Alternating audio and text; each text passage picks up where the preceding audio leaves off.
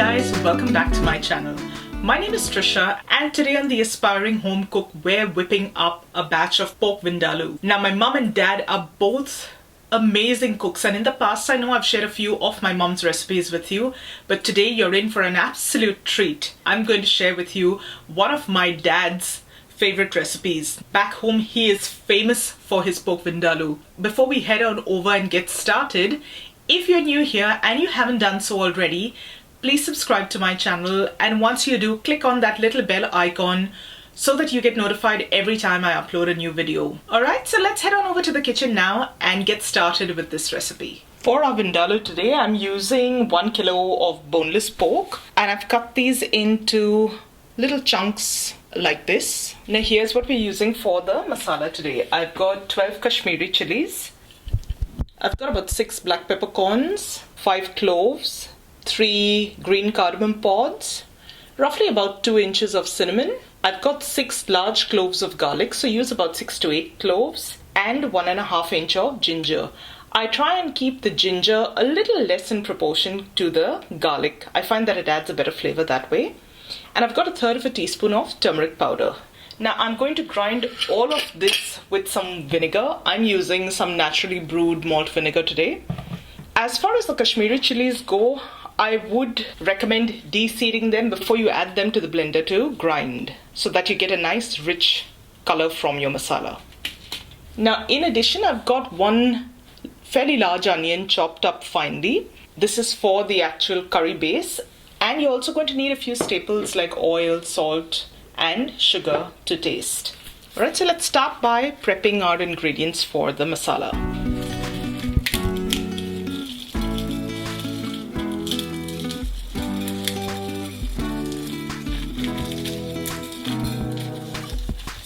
I'm going to take off as many seeds as I can and add the chilies to the blender. So I've got my chili pieces in here. I've taken the stalks off, deseeded them, and they're in the blender. We're now ready to go in with the rest of our ingredients.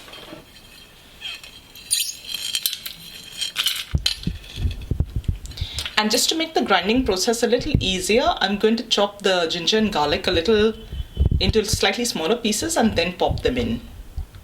So that's the ginger and garlic that I've chopped up. That goes in. And I'm going to grind this to a paste using a little vinegar. And don't worry, it might seem like I'm using a little extra vinegar, but that pork can take it in. In fact, you will see that even in spite of using as much vinegar as we have to grind the masala, you might still need to add a little more to add tang to your pork. My masala has ground up into this beautiful, vibrant red paste, and we're now ready to take this over to the stove top and get started. We're going to start by heating a large pan on some medium heat. Into the pan goes a little oil, about 1 tablespoon to 1.5 tablespoons. Once the oil has heated, you're ready to go in with your onion. Now I've used a fairly large onion here. If your onions are slightly smaller in size, you might want to add 1.5. And you're going to saute these till they soften, turn translucent and start developing a little color. So like you can see here, the onions have started caramelizing around the edges really nicely. They've softened, they've cooked through and have a nice color going now. Yep, I'm happy with the way that looks. And into the pan, I'm going to put my masala that we just ground.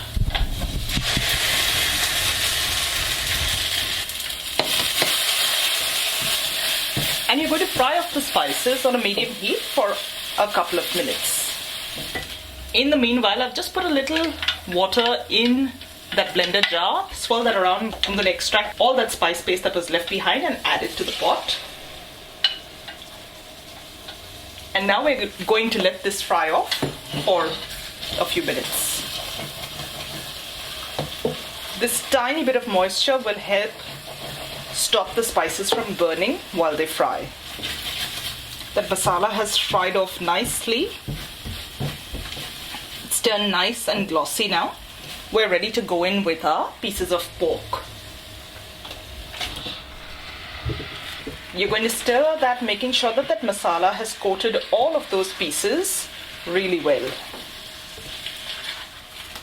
Well, a lot of people marinate their pieces of meat for a while before they actually make their vindaloo. However, my dad never does it like that. This is how he does it, and it always turns out spectacular. We're now going to add a little salt to season the meat.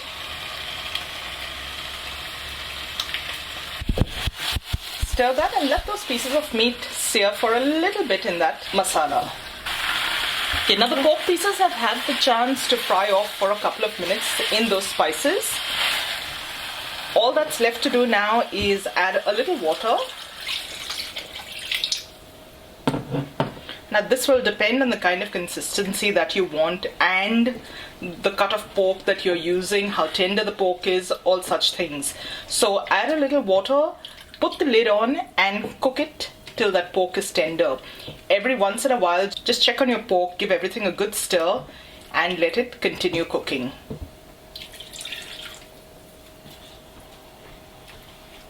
My vindaloo has come to a boil. On goes the lid. I'm going to turn the heat down to medium and let this cook off now till the pork is nice and tender. Now it took about 35 minutes or thereabouts for the pork to get completely tender, and like you can see, that color has developed beautifully. The masala has fried off nicely. I'm just going to give everything a good stir at this stage. Check for seasoning and make any adjustments that you may need. If your pork is still not cooked through and you find that the liquid has reduced greatly, just add a little more water, cover and continue to cook. At this point, I'm going to add 1 teaspoon of sugar. This is just to balance out all the flavors. I need a little more sourness, so I'm going in with a little more vinegar here. Stir it through and I'm going to let this simmer for a couple of minutes now that I've added a little more vinegar. With that, my vindaloo is ready. You can see it's turned into a nice rich gravy. I'm going to simply turn the heat off and it's ready to serve. Now this pork vindaloo, while you can eat it on the same day, if you have the time and the opportunity to prepare this a day in advance, you simply reheat it on the next day and you'll find that the flavors develop so beautifully, it tastes even better on the next day. At least that's our opinion. Now this pork vindaloo can be had with literally anything. You can serve it with plain steamed rice. It goes really well with the peas pulao. It also can be served with bread or sannas. This to me is the perfect pork vindaloo. It's a little bit spicy, a little tangy, and overall really well balanced. So I hope you enjoyed today's recipe. If you did, don't forget to give this video a thumbs up and share it with family and friends. As always, I'll leave a link to the recipe down in the description box below for you. Thank you so much for joining me today. I'm going to see you really soon with another delicious recipe. So till then, take care. Bye.